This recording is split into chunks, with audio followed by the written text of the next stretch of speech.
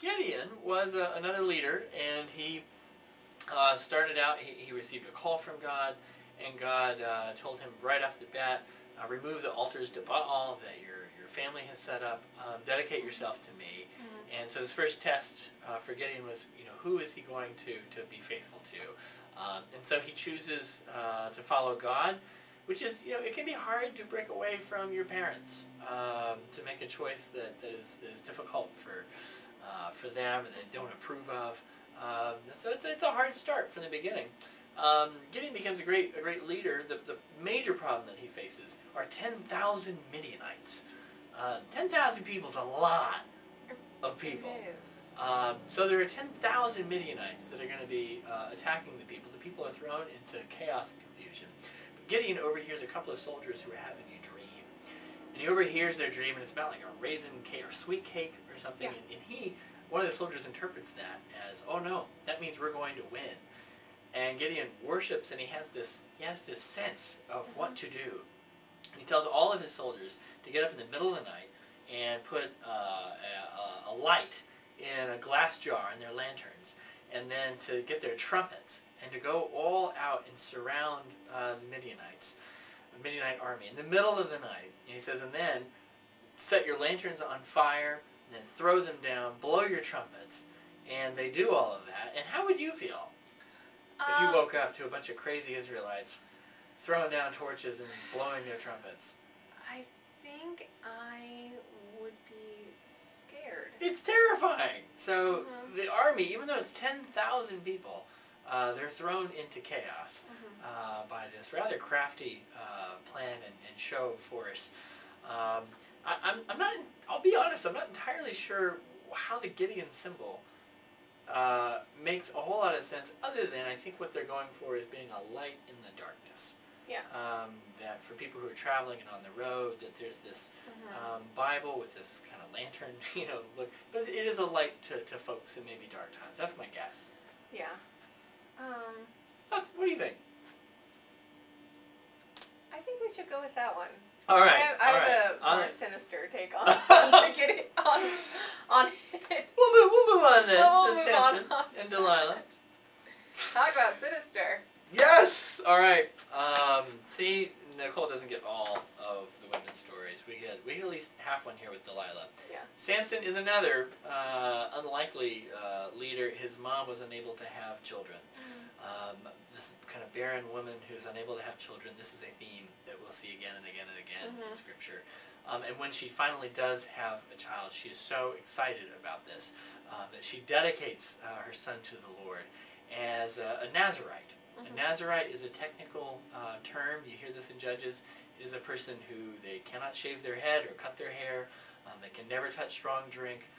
It's a very, very religious, it's sort of an extreme form of religiosity. And people like Samson or Samuel, who come later, and John the Baptist are thought to be kind of in this Nazirite tradition. So Samson's brought up as like Mr. Churchy. So he's going to like every school function, and everybody wants to play with him. No, I can't do that. His hair gets in the way or whatnot. His hair shirt, doesn't he have to wear one of those? Maybe so, hair shirt. So unfashionable. But you knew these Itchy. kids. Yeah, I mean these are like this is like the Flanders. And it's like World of Simpson with me. It is. There's a book called The Gospel According to the Simpsons. There's a great moment where Ned and Ted Flanders, Rod and Todd are jumping on a trampoline. And they're like, each leap brings us closer to God. Catch me, Lord. And then they whap, they bonk, and they fall down. That's what Samson was like. He was like Rod and Todd. He was this hyper-religious kid that you would mock and was kind of laughable. Well, bad things happen to people who have unexpressed sides to them. Because all of this religiosity, Samson frankly got really sick and tired of. And so by the time he was old enough to begin to make choices on his own, he made some choices for himself. He didn't just hit the bar, he didn't just... It's like your classic, and probably your first case of a pastor's kid. It is like pastor's kid gone wild. Yeah. Because he goes out and he finds himself not just a Philistine woman, which is bad enough, and actually already had a Philistine wife, who we know from the chapter before, but then he goes and finds a Philistine prostitute. This is a fairly strong rebellion. This is like salt in the mother's womb. Yes, that is as far as you can get from her hope Yeah. of dedicating her child. So Delilah, very sneaky woman here, and has Philistine friends behind her because they see Samson as this incredible warrior, which he is, and so they're trying to use her. And she's trying to find out what makes him so strong, because he's insanely strong. And she's trying to, says, give me your secret, give me your secret. And he says, well, first, if you tie me with bands, that would do it. So one night she ties him with bands, and he wakes up, snaps them all out. And she's really canny, because she goes, now, if you loved me, like you said you loved me, you would tell me the truth. Why do you keep things from me? It hurts me. So he says, fine, if you would bind my hair up like in a braid, that would do it. So, of course, she does that. He, all this time, doesn't seem to be noticing that she's testing him. So she does that. That doesn't work. And then she pleads again. Finally, he says, yeah, if you cut my hair, if you shave my head, that would do it. And so she does that, hands him over. And the very last scene, and this is, I've talked about this before, but it's remarkable to me. Last scene, he's set up between these two pillars, and the Philistines are gloating over him. And this guy who's fallen about as far as you can from good choices and what you would hope for your children to be. And, you know, I'm sort of telling it in a funny way, but it's not a funny story. Because we have people in our lives that we care about. They make choices that really are hurtful to them and to everyone around them. But it's this lovely moment at the end where this guy who's fallen so far away looks up into heaven and asks God for help one last time.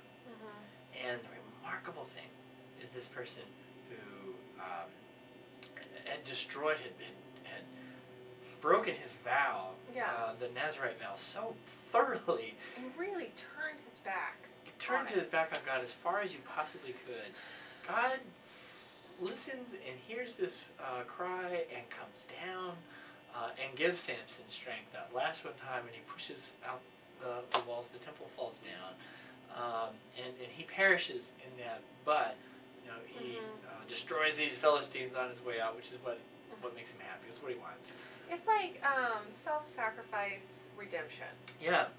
Like it's Darth Vader. I haven't seen. It's okay at the end. All right, Darth Vader, bad dude, right? Are you gonna ruin the movie for me? So Barth Kader has a son named Book Skywalker.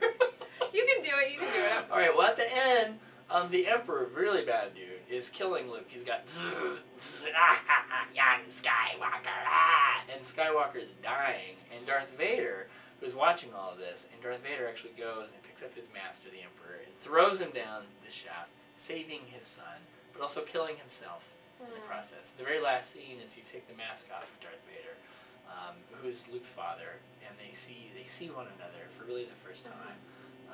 And even though it killed Anakin or Darth Vader to do this, it's what he knew had to happen. Is this where it says, Luke, I am your father? No, that's actually the second one. That's Empire Strikes Back. Really? Yeah. No. I'm a fan. And my son, my 5-year-old, big fan. 5-year-olds love Star Wars. We just have to fast forward a lot. Okay. Before you think I'm horrible. No, every 5-year-old I've ever met loves them.